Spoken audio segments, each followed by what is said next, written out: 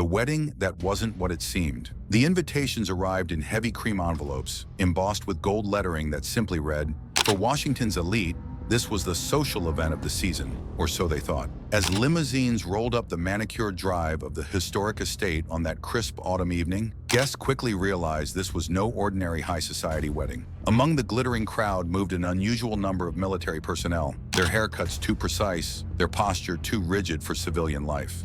Intelligence operatives mingled uncomfortably in tuxedos, their eyes constantly scanning the room. Most telling were the numerous security details, men with coiled earpieces and the telltale bulges of concealed weapons beneath their jackets, who seemed to outnumber the actual wedding guests. The officiant, a veteran DC pastor who had presided over countless high-profile weddings, later recalled the palpable tension in the air. "I've married senators' daughters and ambassadors' sons," he said, "but I'd never seen security like this. It felt more like a state dinner than a wedding."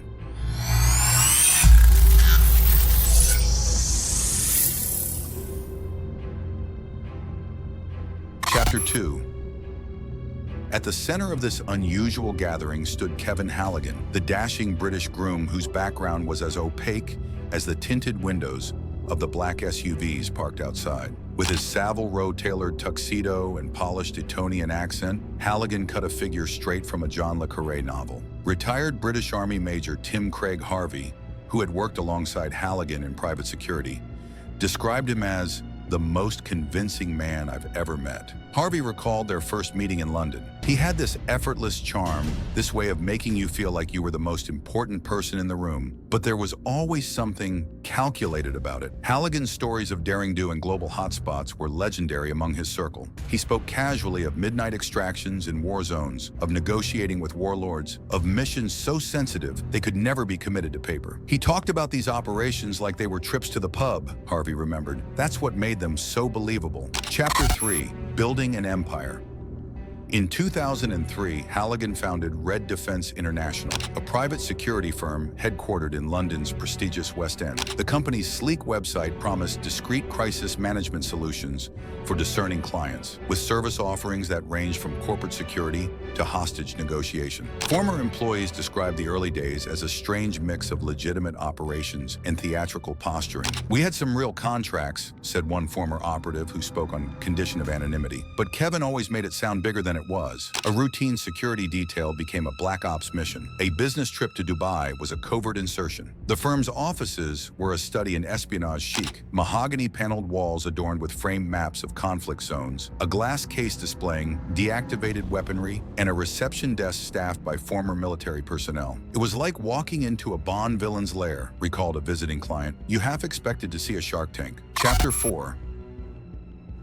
Halligen's big break came in 2006 with the Trafigura affair, an environmental and public relations disaster that would make Red Defense's reputation and bank account. When two Trafigura executives were detained in Ivory Coast following a toxic waste dumping scandal, Halligen positioned himself as the man who could make their problems disappear. According to internal emails obtained by investigators, Halligen's initial proposal to Trafigura was a masterclass in crisis exploitation. He outlined a three-phase operation: containment, stopping negative press coverage; extraction, securing the executive's release; and rehabilitation, rebuilding the company's image. The price tag, a staggering $874,000 per month, with expenses extra. Former colleagues describe Halligen during this period as operating at a frenetic pace. He was running what he called the war room out of Trafigura's London offices, recalled one associate. There were maps on the walls, satellite phones charging, teams working in shifts. It was like something from a movie, except the movie was being funded by corporate panic. Chapter 5. The Washington Years.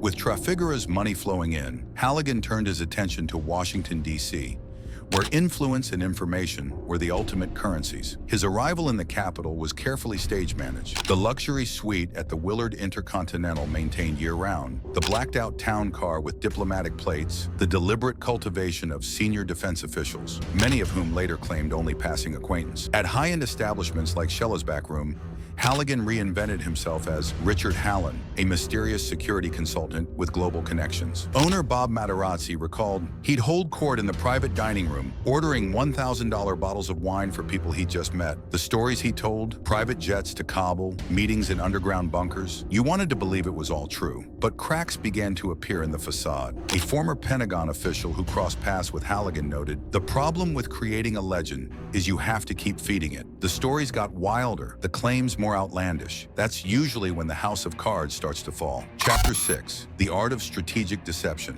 Psychological profilers who later studied Halligen's methods identified several key techniques in his approach. The reality anchor, always basing his fabrications in enough truth to be verifiable. His actual military contacts, real global crises. Social proof, surrounding himself with genuine officials and operatives whose credibility rubbed off on him. Plausible deniability, speaking in carefully constructed half-truths that allowed for multiple interpretations. The illusion of access, hinting at connections just beyond reach. "I could tell you, but then," a security consultant who analyzed Halligen's career noted, he wasn't just selling protection. He was selling the fantasy of being inside the world of secrets. For corporate clients facing real threats, that fantasy was worth millions. Chapter 7. The Unraveling.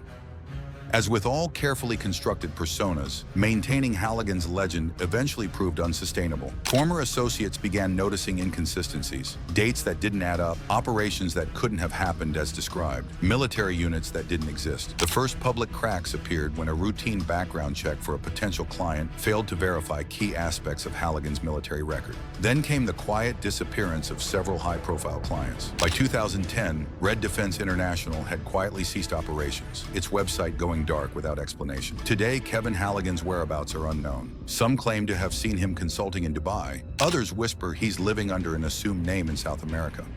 What remains is the blueprint of a particular kind of 21st century deception, one that thrives in the gray zones between corporate security and intelligence, where perception often matters more than reality. As one former intelligence officer put it, "In our business, the most dangerous lies are the ones people want to believe." Halligen understood that better than anyone. For more investigations into the shadowy intersections of security, finance, and deception, subscribe to Fraud and Fortunes. The truth, as they say, is out there. You just have to know where to look.